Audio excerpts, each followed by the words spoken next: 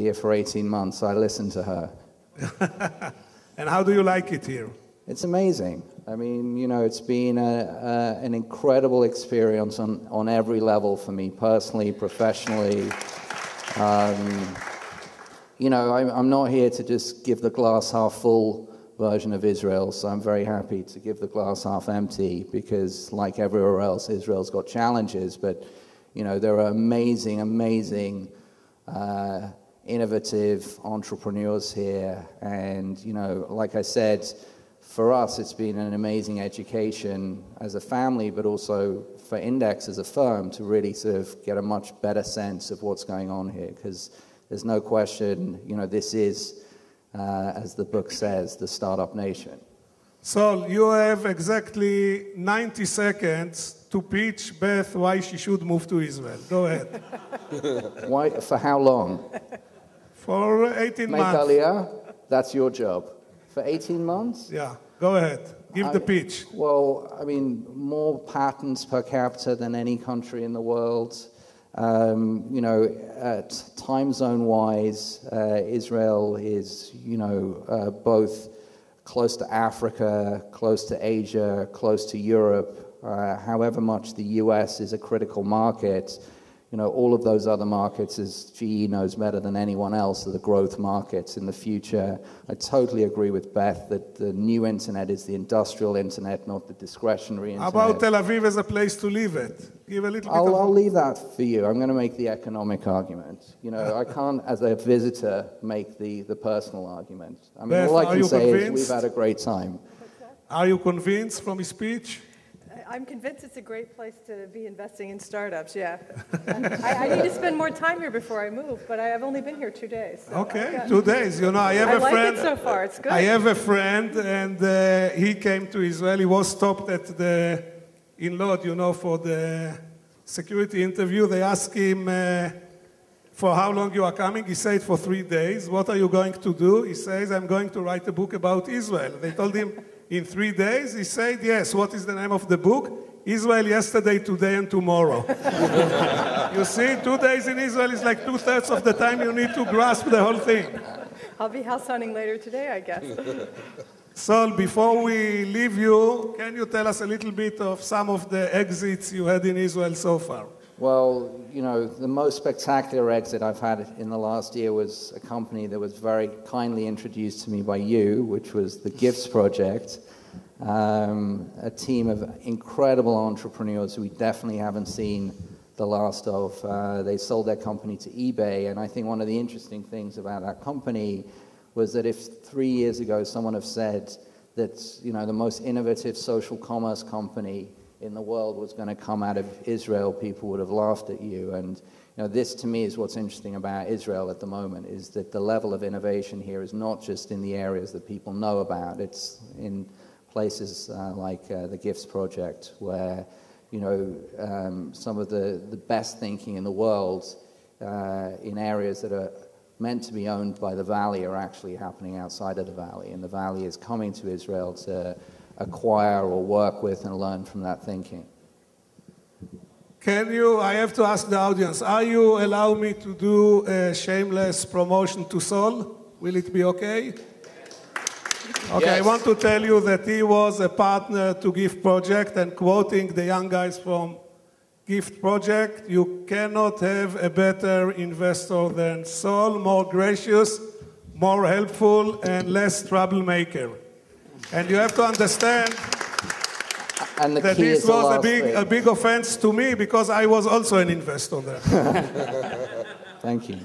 No, really, Saul, really, you know they love you. Okay, Saul, thank you. And now we will introduce Rich Garner from Caesar Palace, how it's called? Caesar's Entertainment. Caesar Entertainment. I would like to suggest, if I may, to share with you how Caesar was important to my own career and also Yuda Zisapel. We used to go to Comdex in Las Vegas in the very early days, like at the 80s when it was just started. And we didn't have any money to talk about. This was before our respective exits because before we came smart and wonderful and etc. And Caesar, at that time, I don't know if still you have, had a Sunday brunch. But I mean a Sunday brunch for sick, mentally sick people. It was like an obsession. So Yuda and I used to go there and to eat the brunch, and we survived on this brunch for the rest of the week. So thank you very much. It's good to be part of it. Pardon, you still have it? I still have it, definitely. Good. So can you tell us how Caesar relate to digital media and internet? Sure. First of all, Caesars Entertainment it's the largest gaming company in the world. We have 52 casino hotels around the world.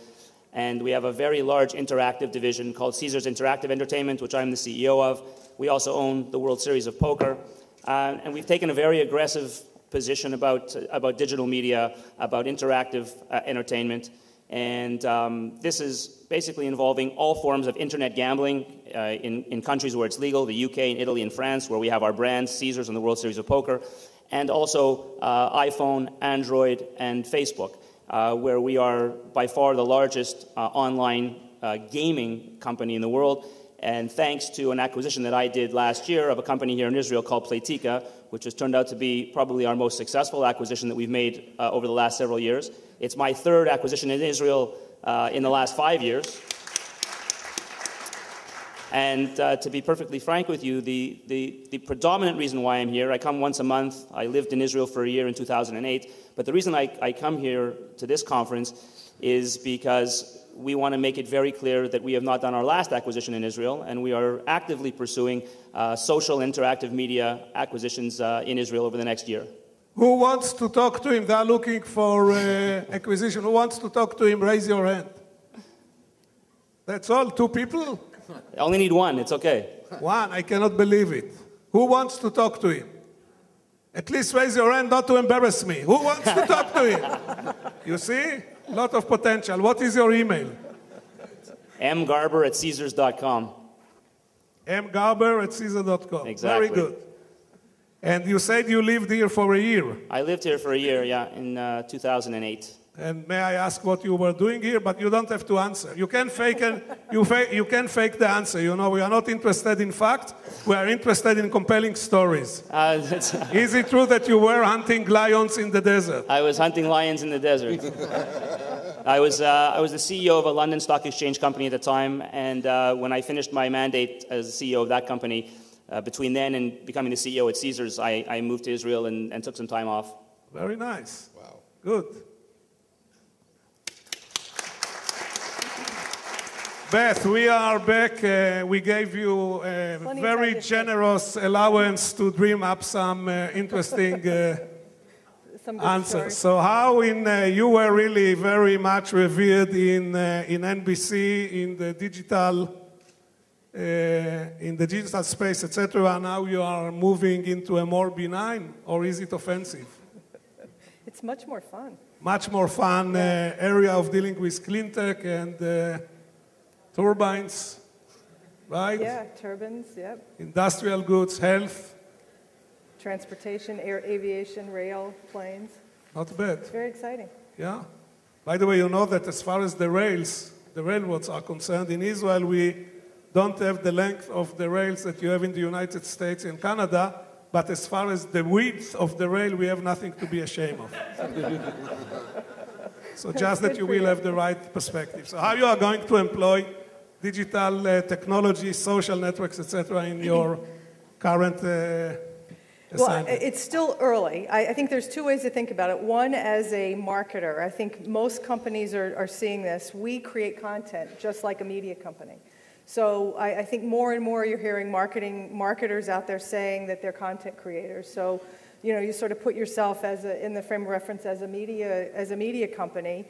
What's the best way to create the content, to share it, to distribute it? So I think in that perspective, there's always great opportunity to connect from new startups. From a sort of getting the business of social, the business going social, I think some of this is still early. So it's early days, but you're seeing interesting development. So you think about a GE. We've got just tons of data that comes out of our equipment. I mean, a jet engine puts out like a terabyte of data. It's crazy. And part of the ability is how do you take that data and connect it with service reps, with engineers, and so the kind of things that we're experimenting with that are actually making it into the marketplace, and this is a metaphor, but imagine if your jet engine tweeted. What would it say to you? Well, that's actually an application we've developed. It's not really tweeting. It doesn't have to give, it's not giving Jeff a run for its money, but what does it say? It does, well, it would say, hey, I'm feeling okay. I don't need to come in early for a service. I'm feeling good. Or maybe I'm a little dustier than I thought. I need to come in early for service. And it's taking that feed and putting it on mobile applications that airline service shops have. Now, again, it's early stages, but you're starting to see this development. You got folks like Salesforce.com out there creating kind of this interesting vision of the social enterprise where you start to take machine data, you marry it with customer data. And so I think it's early days, but we're at the forefront of putting those pieces together. You represent the jet engine so nicely. Are you considering to be a jet engine in your next incarnation? But you know, I have to tell you, there is a group of Israeli kids who preempted you. They have done in Kindernet a tweeting, you remember the tweeting project that Tal Halozin and Gili H? The Twitter shitter. Yeah, can you tell them about this project? Go ahead, Jeff. It was a device that was actually tweeting every time it took a crap. And it was documenting it. It was very good, actually. It was a very effective foreshadowing of mechanical devices that in the future will be sharing all sorts of status updates with us. Very important, time-critical status updates. But it's See, this is what we call technology in the service of humankind. Yes. I'm sorry, I missed that one. Very good. Are you trying to aggregate your users your industrial users in community? Are Absolutely. you trying to introduce community wisdom of the crowds, feedbacks into what you are doing? Absolutely. So I think you look at something like LinkedIn and you see where that starts to go. But yeah, we're already aggregating communities of users, physicians that can spend time not only, it comes out of the IT space, but you start to put physicians together with electronic medical records. And we're doing that with service techs in the energy business, in the food and beverage space that are actually co-developing new products together with us, with our engineers, with our marketers. So you kind of take a LinkedIn idea, but you adapt it to the business setting. And I really do believe business is going social, and business people are nervous about it because they think, hey, social media, it's what my kids do, or it's what Jeff does, or I'm not nearly as followed as Jeff, but they don't think it's applicable to business. But I think more and more we're seeing it absolutely is the way business works. Are you a follower of Jeff? I don't know if I am. I'm going to go check, but I am going to be before the end of the day. Can we recruit you? You need another follower. Yeah, if he'll follow me back. I'll follow you back. I actually may already follow you. So. Good. Is your venture investment arm is still called Peacock? Peacock doesn't exist at NBC anymore. Comcast came in and set up their own group, but some of the investments still live on. Some of them came back to GE. Some stayed with NBC. But we have two great investment funds already at GE. One focused on the energy space, another one in the health space. And I think the Healthy Fund, it's called Healthy Imagination Fund, I think that'll be an interesting place not only for emerging devices, but I think consumer applications of healthcare. You'll see us start to look at some of those as well. Are you looking to anything, or you may be looking to anything in this country? Absolutely. We've had a number of investments in this country. As I mentioned, Oded Merav, who Oded, leads, raise your hand. Oded's you are there. Here. Oded, he leads it. Can you step forward? Come. Come over here. We're going to embarrass you too. Yeah, we are going to embarrass you. This is a democratic country. CheckCap is an investment we just made. Turn around and bow. Oded is the GE guy here. And what is your email, please?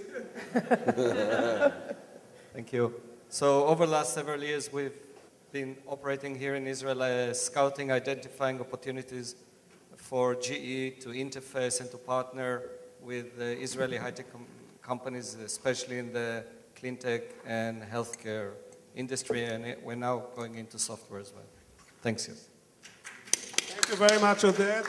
Beth, did you visit the GE facility in Haifa? I did. I was there yesterday. It's great. Nuclear medicine development. It's very exciting. Did you look into their graphical presentation of soft tissues in... I did. It's good. It's amazing, Very exciting, yeah. It's basically fine-tuning, think of it as imaging as GPS. You can see tumors in such an amazing way. Yeah. And part of it was partnering with a startup that came out of Israel to give us new technology. Can you think it can be converted to a game like Find the Tumor or something like this? That's what we need, gamification. It could be. I mean, I think you're going to see things like gamification in our business. No, I must tell you, the first time I saw these images of soft tissues, these are not bones. You can see the muscles within the body. They reconstruct.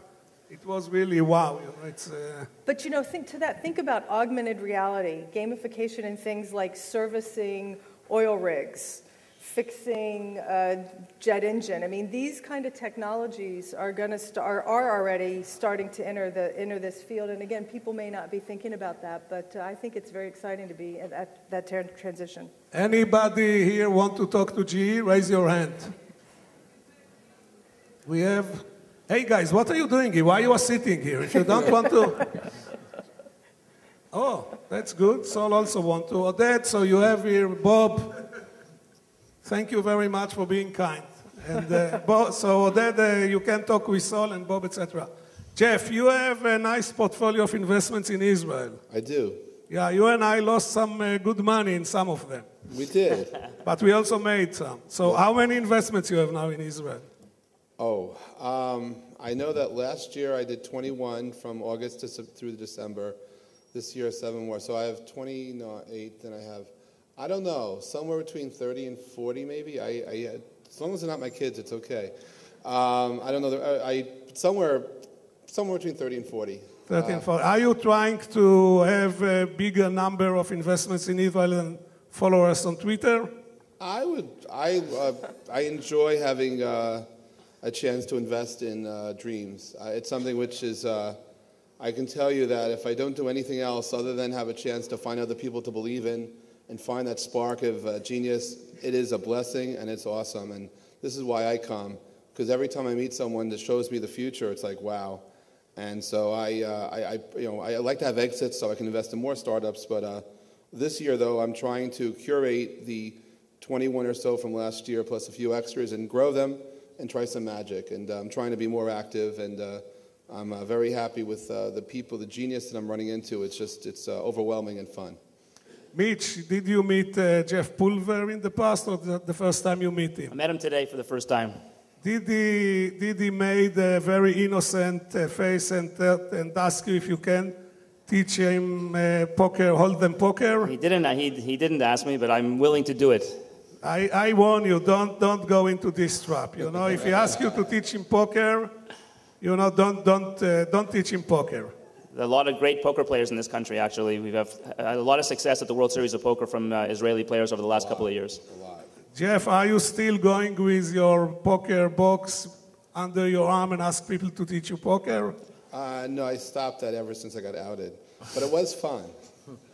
Okay. I played in the World Series of Poker in 2005 2006. Played in the main event? I did. How'd you do? I didn't. The first year I did really well. Although I didn't make any of the money, it was fun. I'm very good friends with Phil Hellmuth. Okay. We have a big event for you this year, $1 million buy-in, July 1st. $1 million. I think I have to be here. The biggest tournament in the history of poker. $1 million buy-in? $1 million buy-in. The $10,000 buy-ins aren't good enough. Mitch, what is a bigger risk? To go to Las Vegas or to invest in a startup? People go to Las Vegas for entertainment and invest in startups to really make money. So I think if you're very smart about investing, I don't have 26 or 28 investments. We've been very focused over the last 5 years. We've made 3 investments. All 3 of them have been phenomenal investments. So I think, for us, it's more of a corporate identity. It's more of a synergy with the country and the people and the mentality. Between 5 and 100 employees, we find that this is the best place in the world. It may be the best place for over 100, but between 1 and 100, this is the best place in the world for original, out-of-the-box thinking. And it's a formula that we know. I'm a bit conflicted because as a Zionist, this is the greatest conference ever. As a businessman, this is the worst conference ever because everybody's now coming to Israel to bid up the prices of companies. We like it. Where it was Spread the rumor. It was a great secret before, but I think we all need much more investment, and so we plan to do more. Saul, can you roughly tell us how Index divides its portfolio between social, digital, and other investments? Roughly, just order of magnitude. Yeah, I mean, we typically don't sort of think about it like that. We have two very high-level buckets. One is technology, the other is life sciences. Around 20% of our funds are in life sciences.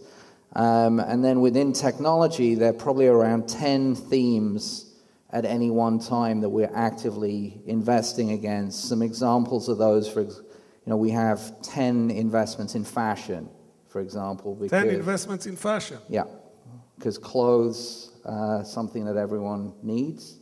Really? And, yeah, apparently. Who would subscribe to this statement? I don't know, but I'm I'm happy if you want to disprove me wrong here, Yossi. You go for it.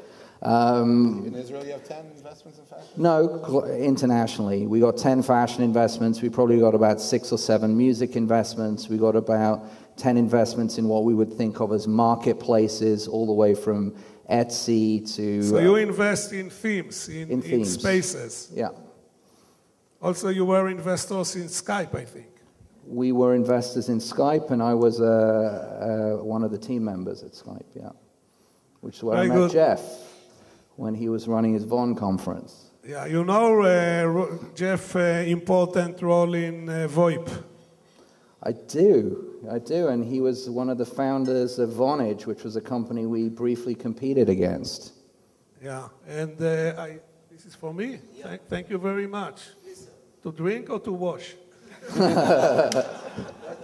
If you're going to undress, you should Elon wash. Ganor, are you in the crowd? I saw him outside. Elon is not here. You know that Vocaltech kind of pioneered voice over IP. Saul. Well, you know what they say about pioneers. Yeah, they get the arrows in the forehead, but they're still the pioneers. They right? are. A round of applause for Vocaltech role in VoIP. So, as far as I know, entrepreneurship is kind of a genetic disorder in your family. It is. Are you willing to share with us? How did the disorder came about? What is the entrepreneurship component in your family? Well, I'm very, very lucky to work with my dad, who started his first business when he was 23. And all of the seed investing that I've been involved in over the last 10 years, I've been doing together with him. So in the late 90s, I was mentioning to Beth that we have a friend in common in New York. That was a seed investment that I made in New York. My dad and I started investing together then, and we've been lucky to invest in some early stage companies together, like Wonga in the UK and Last FM, and that's one of the ways I got to know Index. Actually, was through our seed investing activities. And your uncle? Oh, my uncle. Mention your uncle. My uncle, Jonathan, who taught me to love Bruce Springsteen when I was, 10, and sort of forced me to contribute to his Saturday Night Fever record, started a company called Getty Images, which he now runs from New York, which is a great. And he bought another business. company of the Guras brothers. He made Getty's first acquisition in Israel in the last 12 months. Yeah. Any other entrepreneurs in the family? Well, you have a dog? I have no idea. I'm sure there'll be others. Oh, that's really very nice. I suggest that at this stage we'll make a pause, and we have another 4 minutes and 34 seconds, and it's going down very quickly, 1 second at a second. We will open it for some questions from the crowd, if it's okay, from the audience. Sure. If it's fine with you. Anybody want to ask a question, or everything is clear and we can terminate the panel 4 minutes ahead of time? Zvika Schechter, you look to me that you have a question. You know everything. Good. Rosalind, you want to ask a question? Rosalind, stand up. Let me introduce you. Rosalind, who are you? She arrived yesterday night and she's sleeping. This is Rosalind Khalifa. She's the scout for Orange in Israel, right? And she's looking to investments for Orange. Anybody want to talk to Rosalind? Raise your hand. 1, 2, 3. Saul, you want to talk to anybody? When do you have time to work if you just talk? I'm trying to be friendly. Good. Rosalind, what is your email? Pardon? She has a lot of business cards. You meet Rosalind. Rosalind is terrific. She's always there to help. She's willing to help everybody. We are very good friends. I understand only 50% of what she's saying. The problem, I don't know which 50% I understand. but same from her to me. If you need anything in France, she will help you. Right, Rosalind? Thank you, Rosalind. Very good. Anybody would like to make a Craig listing vocal advertising? We have another 3 minutes. Anybody is looking for a job? Want to exchange an old computer or something? Nothing? Okay, so we will make now a very quick last round. I will say a word. You will say immediately what you have in your mind. We will start with Mr. Gardner. Gambling. Profit. Very good. UK? Opportunity. Good. Jeff, Twitter? Money. Beth, not in Israel. Who said not in Israel? Go out. Out. Everybody together. 1, 2, 3, boo. 1, 2, 3. I should clarify, I'm a Twitter shareholder, and I made an investment, so I'm very happy with it. It doesn't matter whether they have a business model or not. I know someone will make money from it. We're sponsoring Twitter. We're doing a really good set of sponsorships on Twitter. It's working quite well. Thank you. Good, very good. Beth, Comcast. Progress? No, Comcast. Comcast? Cabletown. It's only for those who watch 30 Rock. It's a very limited audience. Yeah. What are you watching on TV, internet, iPod, iPad? What are you watching, Beth? My favorite right now is Portlandia. Portlandia? Yeah. This is some kind of an American Yeah, it's American, Syrian? kind of quirky. Yeah. Are you going to YouTube from time to time? Yep. What are you searching on YouTube? I can't tell you. You cannot tell me. Jeff, what are you searching on YouTube? Jeremy Lin clips right now. Pardon? Jeremy Lin, New York Knicks. Saul, what are you searching on YouTube? Mars. Mars? Yeah, my son's really into Mars. Okay, I don't understand what you are talking about. The planet, you know, the red planet? I'm not from here, you know, I'm from a different generation. Yeah, he likes that song as well. Mitch, what are you watching on YouTube? Whatever my kids upload onto YouTube. Good, okay, last statement each one on the future of the